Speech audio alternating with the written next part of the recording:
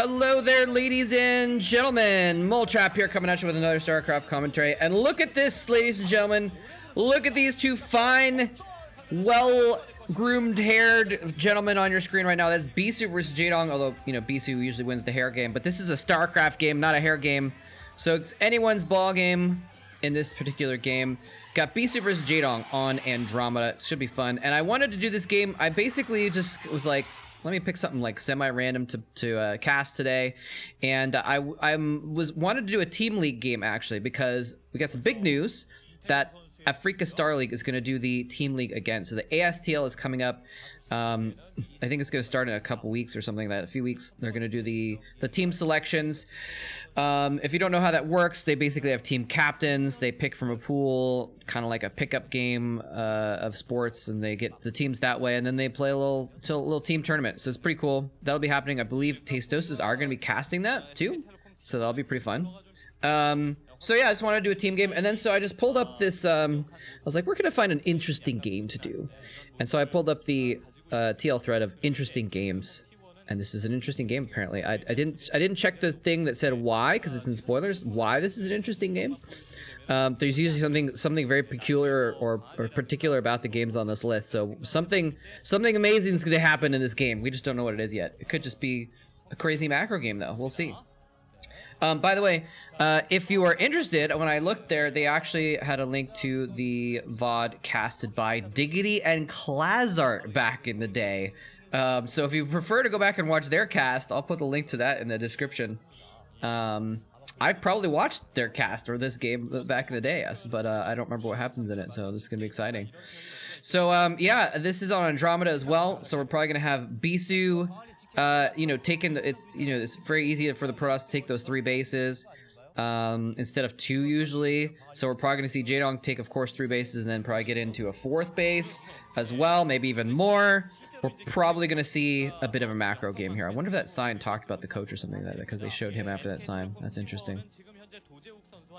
Anyway, so I'm excited about a long macro game between 2 absolute titans here, ladies and gentlemen. Bisu versus Jaedong, hard to imagine a better PvZ matchup. Although I guess maybe Stork versus Zero would be a favorite of mine, because those are 2 of my favorite players. Anyway, before this game gets too far into it, I want to ask for you guys' help real quick, actually. I'll ask for a bit of a favor, and you can feel free to ignore this. No obligation at all. But I got a sponsorship from a browser game called Klondike. And basically, I'm not going to go into too much detail. I'm not even going to put any video of it on or anything like that. But basically, if I get people to go through the tutorial, which takes about 3 minutes, then I get money for that. And so if you would like to help me out and you've got 3 or 4 minutes to spare, I would really appreciate it. And I'll put the link down below. You just click the link. It's all in your browser, so it's pretty easy to do. So yeah, that would be appreciated. And you can pause the game and do it now, or you can do it after the game, whatever you prefer. But that would really help me out. And that's it. Let's go ahead and get back into this game then. As I expected, we're going to see... Oh, he denies the second base. It looks like Jaedong already has the second base at the mineral only on the high ground there. So this isn't like super crucial that he's blocking this base. It's just more of obnoxious. It's also like blocking the macro hatchery is the thing. Yeah, he's actually going to build the macro hatchery in his main area. Do you call it the main? It's like kind of the same area as his main. It's like having a second base inside your main more than an expansion on this map. But anyway, so he's not going to let Bisu slow him down, though. He's going to have Lings out here in a second as well. The pylon actually finishes. A little surprised he didn't cancel it. Might have been smarter to cancel it, because now it's just going to die. And he doesn't get that money back. Jaedong really trying hard here to make sure that Bisu does not scout his base as well. He had the drone on the ramp. Now he's got the Lings on the ramp. He's really making sure that Bisu can't find out what's going on. Is he going to put down a 4th hatch here? 4th hatchery in the natural expansion, or the 3rd expansion. I don't know what you want to call it. Maybe we should call it like the natural and then the extra base or something like that. It's hard to... Anyway, I'll figure out a way to deal with it. But regardless, 4 hatcheries. 4 hatcheries here. Just droning up, basically. He made those 6 Lings. It looks like he's just droning up. He's just now getting his gas as well here. Yeah, more drones popping out. Bisu following suit. Following the B suit, and just getting some stuff up as well. And so this is a really interesting thing to see. So we have this cannon up, right? And it's funny because like if this was like mini in 2021, you'd expect that he would have skipped the cannon. Like he'd already have his Stargate going up, because he would have skipped all this stuff, because he is scouting and he saw the Lings were staying home at first, right? So he would have been able to skip that cannon and get his tech going faster or something like that. I think Bisu even blindly made the Forge first. He probably went Nexus after Forge, right? But I feel like, you know, it's just interesting to see how the meta has changed over the years, right? The Bisu kind of started this style, and it's really been changed a lot since then. So anyway, but Bisu is not cutting quite as many corners, but he is staying safe. And, you know, this is what I'm talking about. So you can see that these Lings are back at home protecting against his scout, and so he can kind of know that he's safe. He actually built a second cannon as well, which, again, is something that I don't know if we would see in the modern day, then build another cannon without any threat of Lings right now, when he's got vision of the other base. Because, you know, if you don't build that cannon, that's an extra gateway that you can make or something like that, and you can get your production up a little bit faster. You can always make that cannon later, right? If you see that they're attacking. Especially cross positions on Andromeda. It's a big map. I guess it's a little bit straightforward. You can kind of just run in a straight line cross positions for the most part. But still, it's a long distance, and so Bisu probably could have been okay to not build that second cannon until he saw an attack coming. So I don't know. I mean, I guess of course those Lings guarding against his scout could turn into attack Lings at any moment, but this game is just constantly evolving, man. It's just kind of cool to see that people are still coming up with new things after so much time. And I just learned something new the other day for the first time, actually. Firebat Hero apparently did a video about this trick where you can actually see where lurkers are. Because as your units advance in towards the area where the lurkers are burrowed, even if they're on stop, the textures change slightly. They shift slightly as they go from not revealed to revealed. And so you can actually see where lurkers are a little bit. I knew that you could do that with observers, but I didn't know you could do that with lurkers. Apparently you can do it with lurkers too. I just learned, this is a new trick. I just learned about this game after 23 years of playing it or something. It's crazy. It's crazy. Anyway, Bisu is pushing on here for a little bit of damage. Just trying to put some pressure on. I think he's got to fall back, though. There's enough Hydras to fight that right now. He's just pushing it with 2 Zealots and a Dragoon. It's not very much. Yeah, this is... Oh, no, you can't lose that. Oh, the extra Hydras underneath the rally. Did they get it? No, they were rallied forwards instead of... So they weren't on attack. And so he probably could have picked off that Corsair if he been a little bit more on top of that, but he does do some significant damage to it at least. So now Bisu building the cannons for this attack that he sees coming. He sees the Hydras coming out, he sees Lings. Now the extra cannons are coming down. This is the point in time where he could have saved that extra cannon from before. Oh, dropping on the expansion base. That is interesting. Go ahead and getting up. I mean, I guess it makes a lot of sense. The island expansion, I should say, rather. Islands are really easy to hold in most situations, especially if, you know, your opponent is going for Hydras. Oh, he does lose 1 Corsair.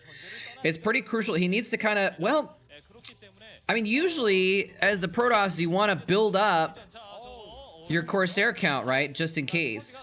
Right now, they're not really doing anything, so it's not... Oh, he loses another Corsair! What the heck? Bisu should be at 6 Corsairs right now. Getting a second Stargate. Oh, that's intriguing. I think he's thinking, like, okay, the amount of pressure that he's putting on me here with the Scourge means he's going to try and take air superiority. He's going to try and build some Mutalisk. Oh, what just happened there? Is that a Reaver shot? Oh, wow. Is that did they clicked on the Reaver? I don't think they clicked on the Reaver. We could still have had kills in it. There may be another Reaver in that shuttle though. But in any case, I mean, obviously the point of, oh, here it goes. He's got more Scourge coming in. Oh, that was very close to hitting that shuttle. I mean, it was close, but also not close. But I mean, you need those Corsairs count high enough that they can take out any amount of Scourge, so you can protect the shuttle for your Reaver harassment. Basically, is one of the reasons. You also need them. You also need the, sorry, I heard a Hydralisk sound, and I was like, what the heck? But it was just because we had the first-person view going on down to the bottom. It changed the sounds a little bit. That was a little weird. What was I saying? Oh, yes, you also need the Corsair count in case they switch to Mutas. So he might be worried about that, and that's why he's getting that second Stargate, because if there is a Muta switch, you do need 2 Stargates to basically be able to deal with that kind of stuff. But it could just be he's like, you know what? I got 4 freaking bases. I need 2 Stargates to be able to pump out as many Corsairs as I want. Ooh, we got a Hydralisk trap. +1 upgraded Hydralisk waiting in as a trap here. Oh, that was actually a little bit close. He needs to be a little bit careful with that shuttle. But he's going to try and pop up and snipe the shuttle. And he sees it, and is he going to get it? He goes into the shuttle. Whoa, he picks it off. The shuttle goes down. That had 2 Reavers inside it, ladies and gentlemen. 2 Reavers just instantly killed. Beautiful, beautiful play by Jaedong. Just setting up that trap. And for a second, it looked like the Hydras. I didn't say anything for a moment because it looked like the Hydras were actually attacking the Corsairs instead of the shuttle. And it was like a horrible misplay, but then they just targeted the shuttle after all. And so that was fine. A beautiful play by Jaedong. And it could have just been seeing it wrong. I don't know. I'm not going to go back and double check right now. But and they're showing that it looks like we have +1 upgrade on the Corsairs now as well. So they're going to be pretty strong against the air. He's got a really solid squad of Corsairs. But they're running around escorting no shuttles. Oh, well, it looks like he has another shuttle out here. Fleet Beacon, baby. Yes. Are you thinking what I'm thinking, chat? I just said chat because I spent 9 hours streaming yesterday, and so like I'm used to talking to people as if they're in my chat. Are you thinking what I'm thinking, YouTube? That's gonna be just some disruption web. I'm excited. Oh man, Sarah Reaver with disruption web is so good. It's gonna actually oh, is it gonna lose a shuttle again? Okay, gets away. That would have been catastrophic. That would have been catastrophic. There would have been no pressure on the map. Only Corsairs. Do not put a lot of pressure on the map. He could have just easily taken like 1,000,000 bases. Jaedong could have taken 1,000,000 bases and just owned this map hardcore, but he doesn't quite get that second shuttle, so it is still some pressure. He still needs to worry a little bit about these river drops coming in and picking off drones. Curious to see what he has prepared for that in order to make sure it hasn't. He's got 2 shuttles. Does he have 2 robotics facilities as well? I mean, this is like pure Sarah Reaver, guys. This is usually there's like, you know, 1 shuttle with a couple Reavers in it, several Corsairs, and then you go for ground army as well. No, Bisu's having none of that. He's going sheer Sarah Reaver. I mean, he's still building a ground army, but he's like I think he probably has 2 robotics facilities for the amount of shuttles he's put out here. Here he goes in. He's gonna go ahead and drop down here. Does he have the disruption web yet? Oh. He's gonna, nope, he's getting a little bit surrounded by these Hydralisks. This is a little bit dangerous situation. I feel like Jaedong might want to actually, oh no, it's another shuttle! What? I can't believe it! That's 2 shuttles, and I think there was at least 1 Reaver in there, otherwise the shuttle wouldn't have been there. There might have even been 2 Reavers in that shuttle.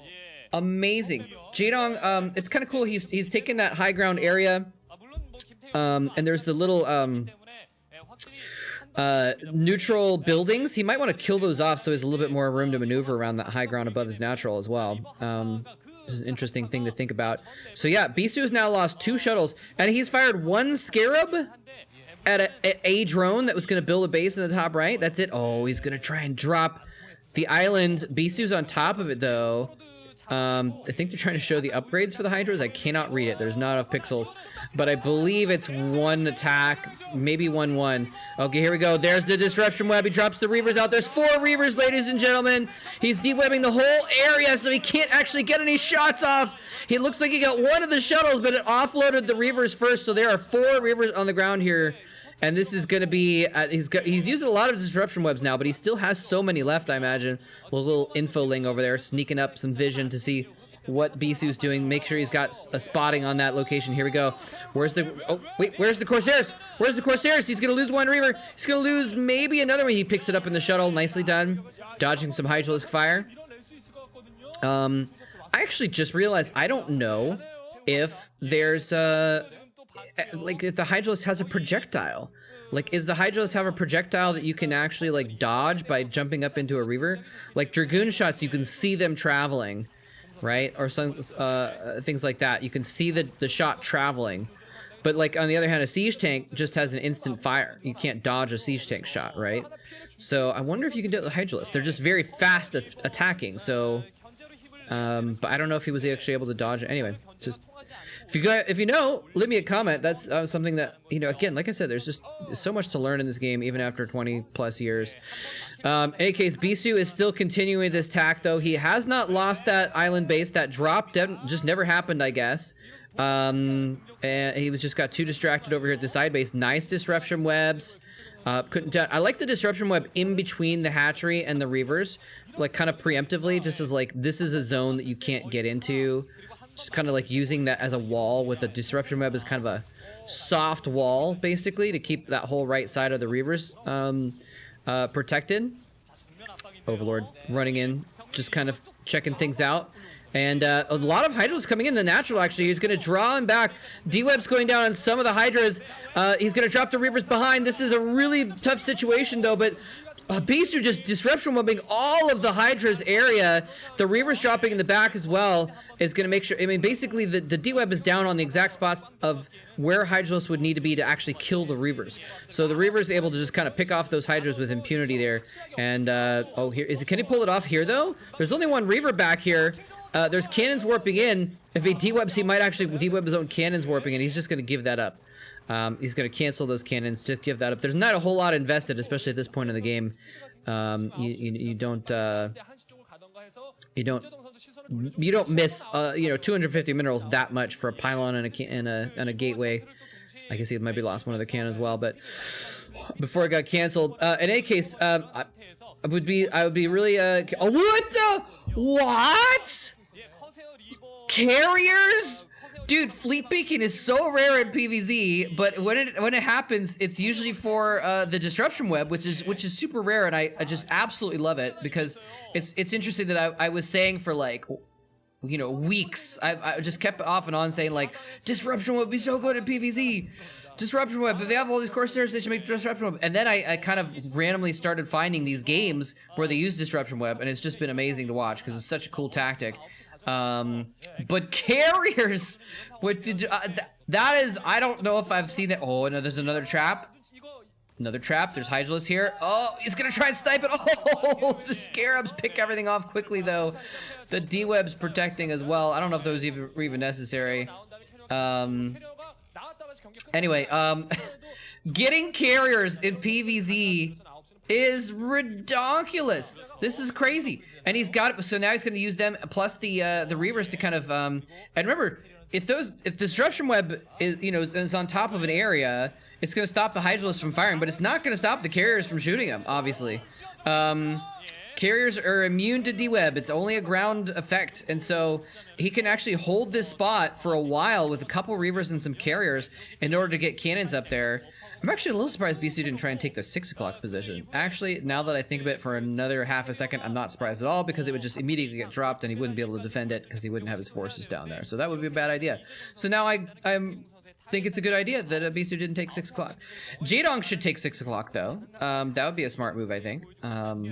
That is a lot of carriers. That's looks like six carriers right now. And you know, you don't see carriers in not triggering the trap yet. He wants to get a juicier target. And speaking of juicy targets, it looks like he might be going for that 12 o'clock drop this time. And there's a few Corsairs here, actually, though. Oh, he's gonna move him out of the way at just the wrong moment. No, go back, Corsairs, go back. Okay, here they are. They're gonna retreat. They're gonna try and stop this down. But it looks like the Hydras are gonna pop out first. He's actually gonna de-web the Hydras so the cannons on the left can fire on the Hydras on the right. Are there too many Hydras, though? He's gonna try and shift out of there. And the Reavers are going to come in here and probably save the day. It looks like he might lose one Reaver in the process, but the D-Web is so strong. The carriers coming in as well. He can actually lift up those Reavers out of danger, get the carriers in here to finish mopping up the Hydralisk, and mopping is exactly what's going to need to be done on this space station, on Andromeda space station, because there's puddles of blood, ladies and gentlemen, absolute pools of blood all over that little island part of it. Jaedong has so many hatcheries. This is ridiculous. The production of both these players is just off the charts right now. Jaedong probably has, I mean, he's got 1, 2, 3, 4, 5, 6 bases. He's got macro hatches at some of the bases as well. Ooh, Hydralis Trap is going to maybe pick off a carrier. He gets one carrier. Nicely done.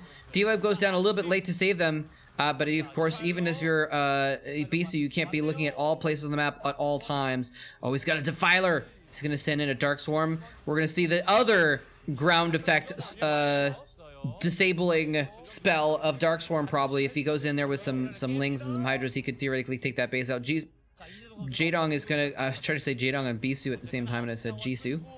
Bisu, taking out that top right expansion again. If he loses this expansion back, then it'll be kind of even. He's dropping on top of the Reavers as well to take them out. The carriers are distracting the top right. Can he push through here? The Dark Swarm is protecting the Hydralisks and the Lings, but it looks like he can't take out those Reavers. One Reaver still remains in the back with several kills on it and several more that it's going to be able to achieve as it's going to be able to fire from behind this little wall, but he's slowly pushing through. More Reavers have come in here to defend. He's going to be able to run underneath that Dark Swarm and, well, actually the Dark Storm doesn't help at all in this situation because the Reavers can still fire. I guess there's one cannon firing at him, so he's gonna have a little bit of protection there. But Disruption Web, we just saw Disruption Web and Dark Swarm in the same spot, ladies and gentlemen. That's not something you see every day. In fact, it's not something you see every year. These carriers wreaking havoc up here in the top right, though. This is actually a little bit dangerous for Jaedong. He just lost 2 bases to those carriers in the top right. He's now down to 4 bases. Bisu is at 5 bases. When the Protoss has more bases than the Zerg, it's a bad deal for the Zerg. I really would like to see Jaedong take that 6 o'clock position, actually. He needs to get a base that's more protected. Although, now that I say that, again, you know, that's actually something that's going to be hard for him to defend. Because, you know, I said that before about Bisu because it was so far away. But now, with Bisu having carriers and so many Corsairs, the carriers themselves could just go down there to 6 o'clock and take it out, and there wouldn't really be anything he could do about it, unless he really devoted a lot of energy into, you know, putting Defiler, Dark Swarm on Hydras or something like that down there. I guess that would be a good defense in general against these carriers, but oh, if he gets a Plague off. Can he get a Plague off? Can he get a Plague off on those Corsairs that would make them such juicy targets? Can he get a Plague off onto the carriers? That would be pretty swell as well. He's trying to take these bottom left bases instead of the top right. He's trying to kind of, well, he's going to take the top right as well, actually. Where's that Defiler? Did it die? He's still continuing. He's got 3 Stargates producing carriers. This is craziness. This is craziness. I can see why this is on the list of unusual games of StarCraft. What? A queen? What the? We see it. Okay. Well, let's see how this goes. I think this is probably for Ensnare. Bisu has like 16 cores. Oh, there's a juicy Plague on a lot of the carriers. That is excellent. If he's going to take out those carriers, plaguing them first is going to be such a good move. And he's actually running in here with some Hydras to attack the carriers as well. Actually, just running in general. Nice little web of disruption webs on the front there. It's going to make sure that no significant damage is done to his front door. But he still has to be a little bit worried here with the Plague down on those carriers. They're very vulnerable. And, you know, the thing is carriers are usually bad because you can just send Scourge at them. And the Scourge are actually very cost efficient. The carriers can't really pick off the Scourge quickly enough to protect themselves. But when you've got like 18 Corsairs, that is plenty to hold off essentially infinite Scourge. You could just have a million hatcheries and infinite gas and minerals and just constantly be producing Scourge. And I don't think you're going to break 18 Corsairs with +1 upgrades, maybe even +2 upgrades actually at this point. And there we go. There's the Dark Swarm with the Hydralisks. It's a good combo against the carriers, but he can just disruption web them. And it looks like he's got shuttles there as well. He can drop out. Oh, he needs to be a little bit careful. Gets those D-webs down. There's one. And again, this is such a cool combo. The Dark Swarm going down, and then he can put the disruption web on the Dark Swarm, so any Hydras hiding underneath the Dark Swarm will then be neutralized, and then he can back up and drop down the Reavers as well. What do you do to deal with this situation, ladies and gentlemen? How do you deal with 8 carriers or 10 carriers, 18 Corsairs, and then just with those alone, you can find a way to deal with it. But with Reavers behind it, how do you deal with that? It's just, what do you do? And one of the answers is Ensnare. Ensnare could be the way into this game. If he could ensnare all of the Corsairs in a nice clump. Oh, was that the Queen? Oh, the Queen just died, I think. I didn't get a good look, but I think that was the Queen dying there. If you can get an ensnare on the Corsairs, you can actually slow down their fire rate enough that you can connect with Scourge sometimes, even at this high number of Corsairs, especially if you come from different directions. You know, the other thing is, where's the Devourers? Where's the Devours? This game might be over, though. It might be too late for Jaedong to get those high-tech, special techs. Now, he is wasting some disruptions. It looks like he actually dewebbed with all of his units on that one spot, because there's like 10 dewebs or 15 dewebs in the same location. And, oh, those Reavers are... Well, yeah, he's just going to snipe the hatchery and get out. Another plague on the carriers. Another nice, juicy plague. So those carriers are actually very vulnerable if he could somehow get in on those with... some Hydralisks or with some Scourge, obviously, although again the Scourge are going to be difficult for him to pull off. It looks like, yeah, some of the carriers are actually even taking a lot of shield damage. Well, there's a Parasite on... Okay, so this Queen was there, and we know because he actually got a Parasite on the carrier. So he's actually got vision of this carrier army. That's very interesting. Oh, and he picks off... Well, he picked off the injured carrier, which is the one that was parasited. So now he no longer has vision of it. But I think killing the carrier is probably a good trade anyway. But man, I don't know if Jaedong has the economy and the time and the ability to get the high. You know, you need Devours. You need all the colors of the rainbow, ladies and gentlemen. You need the triple goo combo in order to defeat this kind of thing. You need the plague on all the Corsairs, you need the Ensnare on them, you need the Devours to get the Acid Spores on the units so they actually take extra damage as well, and then you follow up with the Hydralisks, and the Hydralisks absolutely demolish things that are triple gooed. But you need all three goos, and I don't know if Jaedong can get all three of the goos right now, and look at this, he's actually got the center base, and Bisu's gonna run with Dark Templars now. Just to make sure he's using all the colors of the Protoss rainbow, getting DTs in here, protecting these carriers with Disruption Web is a beautiful move. You know, this is a very open middle base. It's very hard to defend, but when you create your own soft terrain with those D-webs, it's a pretty beautiful sight to behold. Although there is, you know, Dark Swarm, he can create his own terrain as well. But again, the Reavers are just going to ignore the Dark Swarm. Is that a Dark Arc? Are we going to see literally every unit?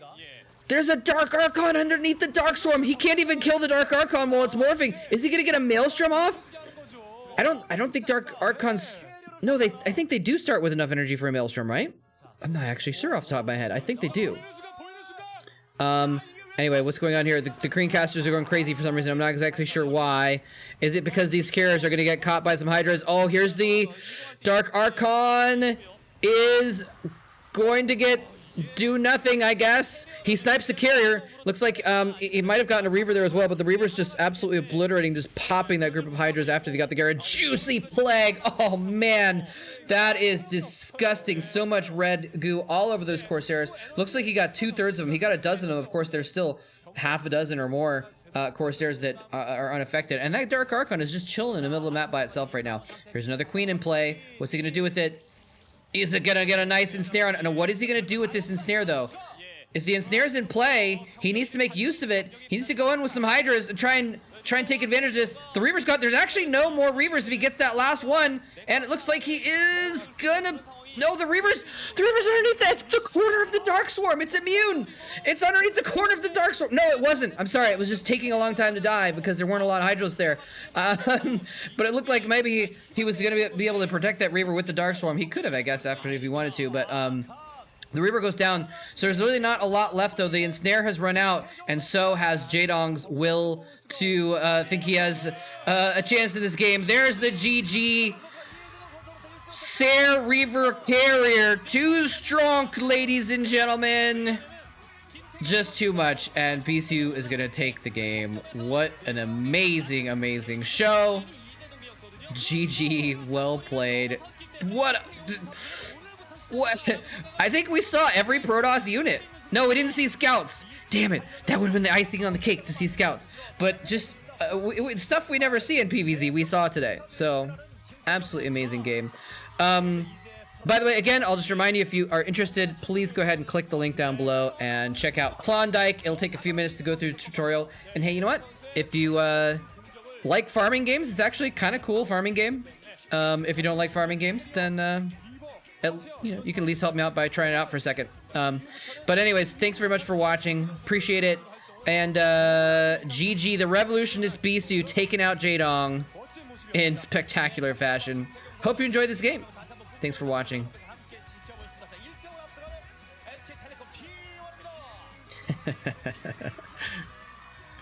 about to hit stop recording, and then it showed Bisu smiling. I was like, we'll leave that on the end.